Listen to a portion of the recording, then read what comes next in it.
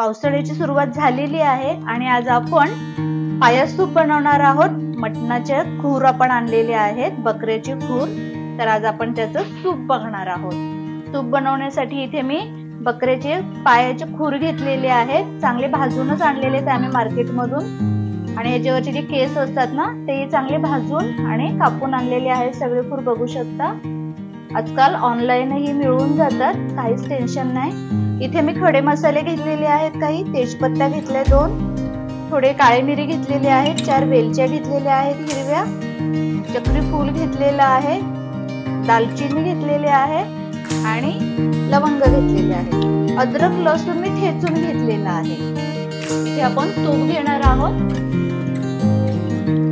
1 चमच एवढं मी तूप घेतलेलं आहे।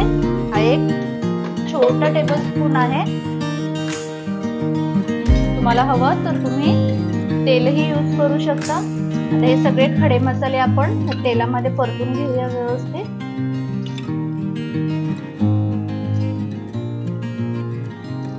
तुपामध्ये आपण तूप यूज केलेलं आहे, तुम्हाला हवं तर तुम्ही तेल यूज करू शकता।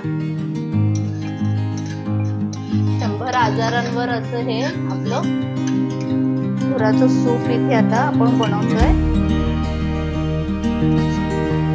लसूण टाकून घ्यायचं आहे, अद्रक टाकून घ्यायचं आहे,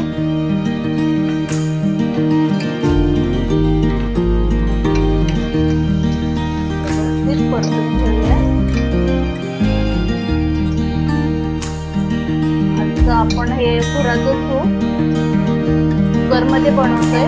पूर्वीच्या काळी काय करायची लोक, चुलीवर बनवायची, त्यामुळे ते 8 तास 9 तास असं चांगलं शिजवत ठेवायचं। पण आता ते तेवढं पॉसिबल नाही आहे, म्हणजे गॅसवर आपण एवढं 8-10 तास एवढं सूप शिजवू शकत नाही, त्यामुळे आपण डायरेक्ट कुकरलाच लावतो। अर्धा चमच इथे हळद घालून घेते, हळद व्यवस्थित परतून घ्यायची आहे। लगेचच आपण हे टाकून घेऊ।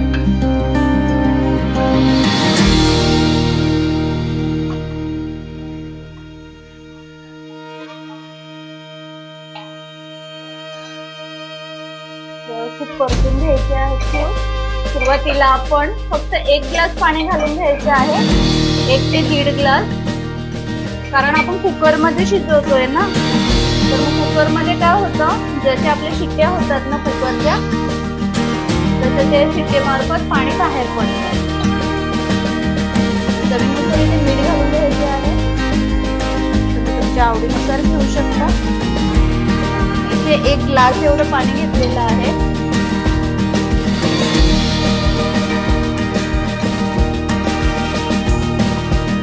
आपल्याला 10 शिट्ट्या होऊ द्यायच्या आहेत, त्यानंतर कुकर थंड करून झाकण उघडून ठेवूया।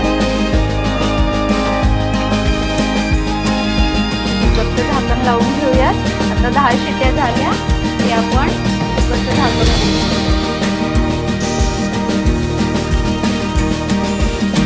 बघू शकता आपण कमी पाणी टाकलं होतं, त्यामुळे शिट्टीतून बाहेर पाणी येत नाहीये, म्हणून सुरुवातीला जरा कमी पाणी टाका। आपण 1 ग्लास पाणी घेतलं होतं ना। आता कुकरचं झाकण खोलून टाकणार आहोत।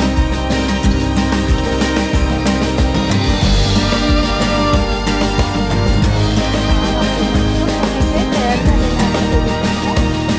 आपण अगदी कमी पाणी टाकलं होतं, कारण शिट्ट्यांमार्फत ते बाहेर पडू नये याच्यासाठी। आपण नंतर पुन्हा पाणी वाढवू शकतो याच्यात। तुम्हाला ज्या क्वांटिटी मध्ये सूप हवा आहे त्या प्रमाणात तुम्ही पाणी टाकून घेऊ शकता। आपण पुन्हा इथे 1 ग्लास भर एवढं पाणी घालून घेतोय। इथे आपण 1 ग्लास भर एवढं पाणी टाकून घेतोय, जास्त पाणी टाकू नका। थोडी कोथिंबीर घालून घेऊया। जास्त पाणी घातलं की काय होईल, सूप असं मजेदार लागणार नाही, चव लागणार नाही, एकदम पातळ सूप तयार होईल। त्यामुळे जरा कमी क्वांटिटी मध्ये असं सूप तयार करा। मस्त असं आपलं सूप तयार झालेलं आहे।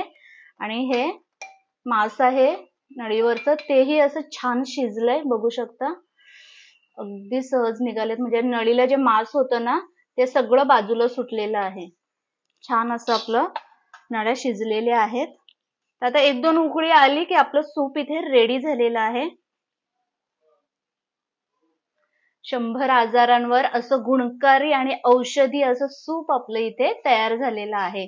पाया सूप तर मजेनेच सगळे पितात. मला असं वाटतं महिन्यातून 2-3 वेळा तरी नक्कीच करून पिलं पाहिजे. एवढं ते पौष्टिक आणि गुणकारी आहे. लहान मुलांनाही देऊ शकता तुम्ही. लहान मुलांना जर तुम्ही हा सूप देत असाल तर आपण जे खडे मसाल्याचं प्रमाण घेतलेलं आहे ते जरा कमी करा. इथे आपलं सूप रेडी झालेलं आहे.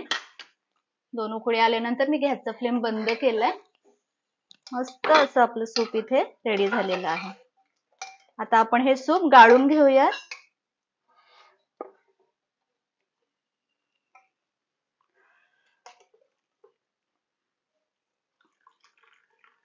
तुम्ही गाळून घेऊ शकता किंवा तसंच सर्व करू शकता, काहीच हरकत नाही.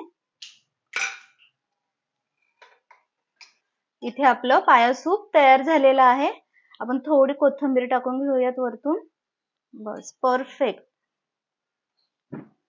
पाया सूप मध्ये आपण काही पीस टाकून घेऊयात. आपण प्लेटिंग करून घेऊयात आता.